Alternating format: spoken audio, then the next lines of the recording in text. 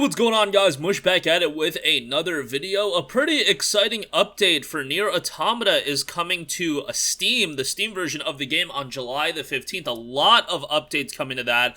We'll talk about that, and also want to briefly give you guys a heads up on Red Dead Redemption 2. If you are on an NVIDIA GPU, you'll be excited to note NVIDIA DLSS. The update for that is available right now. More on that in just a little bit, but first of all, NieR Automata on the Steam page has noted, notice about the planned release of the Steam patch. The following fixes will be applied in the Steam patch scheduled for release on July 15, 2021. 4.5 years, nearly 4.5 years later after its initial launch, we're getting some fixes, an official patch release. How about that? The following fixes will be applied in the Steam patch scheduled for 7/15. Changes made include borderless video settings. Borderless video settings have been implemented. Fidelity FX, a Fidelity FX CAS feature has been added. HDR, the system will now detect whether HDR has been activated in the Windows display settings and automatically boot the game in HDR mode if it has. Anti-aliasing, adjustments to the anti-aliasing functionality. You've got UI textures, 4K, approximately 270 textures for icons, backdrops, and elements now support 4K resolutions. Cutscenes, the bitrate has been improved and all pre-rendered cutscenes adjusted, so they will now play in 60 FPS and display in the correct aspect ratio without stretching the picture. You've got global illumination. A new global illumination feature has been implemented. This can be set to 3 different levels: high, medium, or low. Ambient occlusion and bloom. The rendering targets for ambient occlusion and bloom effects have been changed to dynamic resolution based on the game's resolutions. And you've got some bug fixes. It is now possible to switch between recently selected display modes for screenshots, such as between full screen and windowed mode, or between borderless and windowed mode by pressing the Alt-Enter keys together. The mouse cursor is no longer displayed when using a gamepad controller. I always get irritated by that whenever there's a mouse cursor when using a gamepad controller. I've noticed that in a lot of Japanese RPGs is the case when you're in, like, the menus and things like that. Just a pet peeve of mine.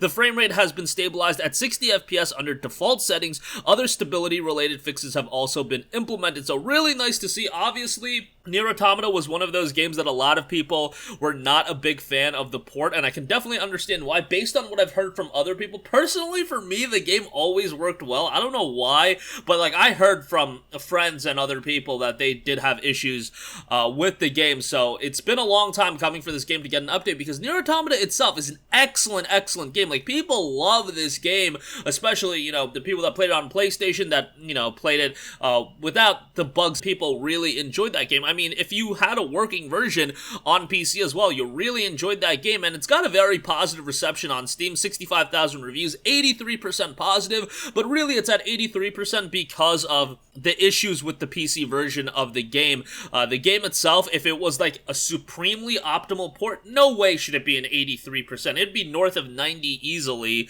but yeah, it's just kind of at that 80 territory because of the issues. Hopefully this update brings with it a plethora of fixes, because what I'm really interested in, like, yeah, things like borderless video setting, awesome, extra textures, HDR, all that stuff is cool. The cutscene fixes, global illumination, all that stuff is great. You really want to round out the bugs. You want to make sure there's no crashing. You want to make sure there's no frame drops. Things like that is really what you want to fix up. I don't think people are even asking for the best PC port in the world. They're just asking for something that is functional and plays well, and that's really all you need to do to satisfy people. Yes, it's nice if every game is going to go above and beyond with their PC version, but I really believe people are just looking for something that is functional and that works really well, and that's really what we're asking for, and hopefully NieR Automata gets to that stage with the release of this patch on 7/15. Alright, moving on from that, Red Dead Redemption 2 is a game that, you know, it runs relatively well, however, it is just a very demanding game. Well, now we've got NVIDIA DLSS being added to the game. Deep Learning Super Sampling for GeForce RTX PCs and laptops. They have a trailer available with some of the FPS boosts. Based on what I'm seeing from other people, the FPS boosts aren't necessarily what they're showing in the trailer and what they're getting. It seems to vary from person to person. That's what I'm saying. Maybe some people will experience FPS boosts like this. I've yet to try it with DLSS, so that is something I definitely need to get around to. I mean, RDR2 is a game I beat so many times at this point. I initially beat it on PlayStation PlayStation 4, and that version was not the greatest in the world, so to have it on PC, I mean, I have a RTX 3080, so already the game was running relatively well for me, but for a lot of other people that maybe have like a 2070, you should get some performance increases with DLSS on, so that's going to be quite nice. Or if you have like a 3060 or something like that, if you're one of the lucky ones to get one. But, you know, Red Dead Online isn't anything to write home about, but Red Dead Redemption 2 single-player campaign I still think is a tremendous experience, and I strongly recommend to go through that. If you want to wait for a deeper discount, by all means you could do that, but there's quite a bit of content in that single-player alone, so I thought it was quite the experience.